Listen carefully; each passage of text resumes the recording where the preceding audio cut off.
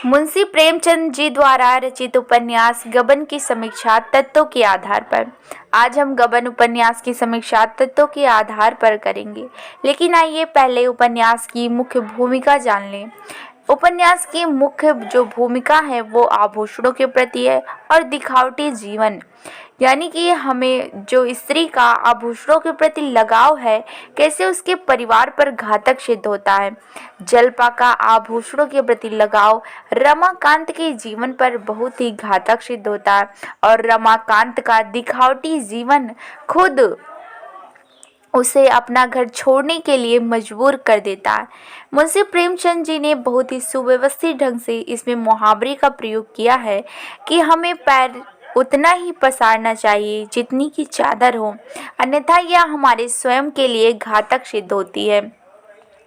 अगर हम आभूषणों की बात करें तो हम आदिकाल में जी रहे हैं, लेकिन फिर भी लोगों का आभूषणों के प्रति लगाव बढ़ता ही जा रहा है, चाहे वह निम्न वर्ग की महिलाएं हों या उच्च वर्ग की या मध्य वर्ग की हों।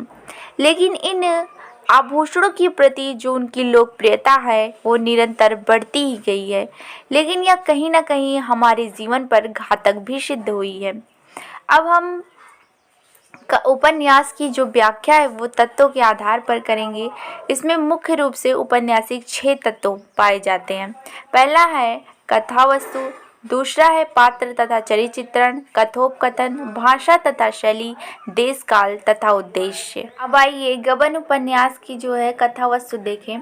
जल्पा की आभूषण प्रियता और रमा के मिथ्याभिमान तथा आत्म प्रशंसा से कथा का आरंभ होता है। पुलिस के माया महल में उसका विकास होता है। जल्पा की त्याग भावना देखकर रमानाथ आंखें खोलता है। यहाँ जो है वो कहानी का अंत होता है।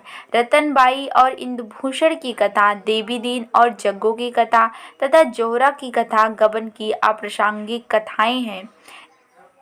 ये कथा वस्तु के प्रवाह में बाधक न होकर उनके विकास में सहायक बन पड़ी हैं। कैसे वो लोग उनका भरण पोषण करती हैं, कैसे जग्गो देवी दीन का भरण पोषण करती है, इसलिए वो उनके जीवन के लिए बाधक नहीं है, उनके जीवन में सहायक सिद्ध हुई है। आइए देखते हैं पात्रों का चरित्र चित्रण।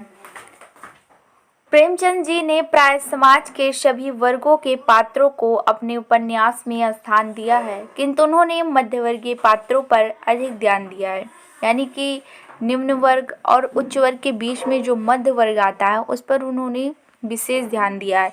चाहे वह उनका उपन्यास अगर हम कर्मभूमि में देखें तो भी उन्होंने ऐसा ही किया है। गबन के पुरुष पात्रों में रामनाथ, देवी दीन, रमेश, बाबू दीनदयाल, इंदुभूषण, मणिभूषण आदि हैं। स्त्री पात्रों में जल्पा, रत्न, जग्गो, जोहरा, रामेश्वरी, जनेश्वरी आदि हैं। इस प्रकार गबन में प्रेमचंद्र जी के अन्य उपन्यासों की अपेक्षा पात्रों की संख्या कम है, इसलिए पात्रों का व्यक्तित्व पूर्ण रूप से उभर कर सामने आया है। पात्रों का उत्थान पतन एक क्रम से श्रृंखलाबद्ध है। पात्रों के अंतर्द्वंद का चित्रण जो है वो सजीव बन बैठा, यानी कि जितने कम पात्र हैं उतना ही ज़्यादा वो उन पर ध्यान दे पाए हैं, नहीं तो अधिक पात्र होने के कारण वे उन पर ध्यान ना दे पाते। कि गबन के पात्र वर्ग के प्रतिनिधि होते हुए भी व्यक्तिगत मत विशेषताओं से युक्त है।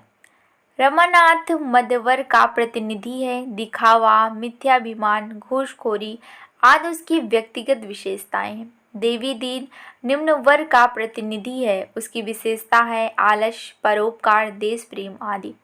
प्रेमचंद जी ने अन्य उपन्यासों की अपेक्षा गबन में भी पुरुष पात्रों की अपेक्षा स्त्री पात्रों के चरित्र चित्रण पर अद्भुत कौशल दिखाया है।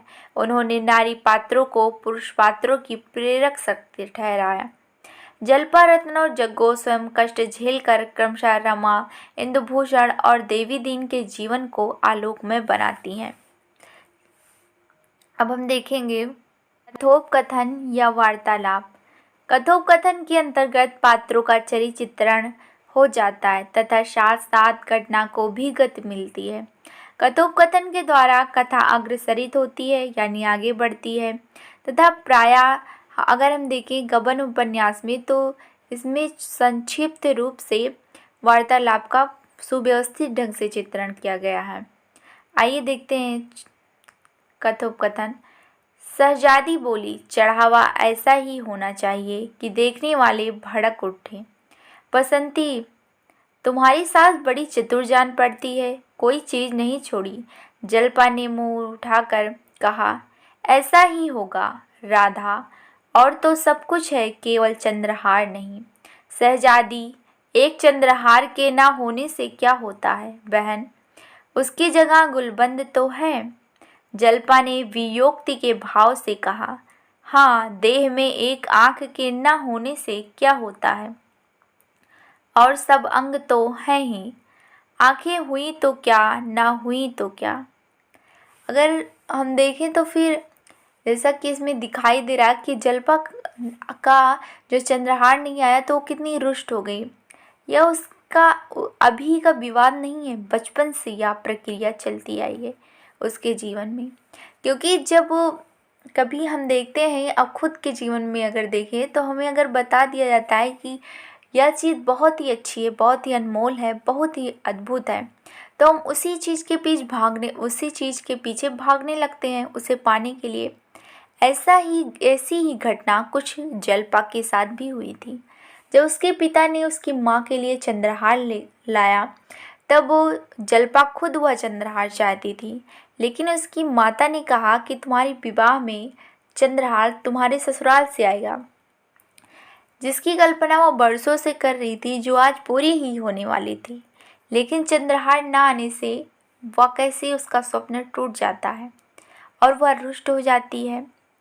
उसकी माँ ने यह भी कहा था कि जो चंद्रहार है ये बहुत बड़ी चीज़ होती है, तो उसके लिए तो बड़ी चीज़ थी ही, लेकिन देखिए उसकी यह लालसा कैसे उसके पति के ऊपर हावी हो जाती है, उसके परिवार के ऊपर, और इसका जो खामियाजा है कैसे रमाकांत के परिवार को झेलना पड़ता है। अब हम देश काल और भाषा शैली उद्देश्य अगले वीडियो में देखेंगे।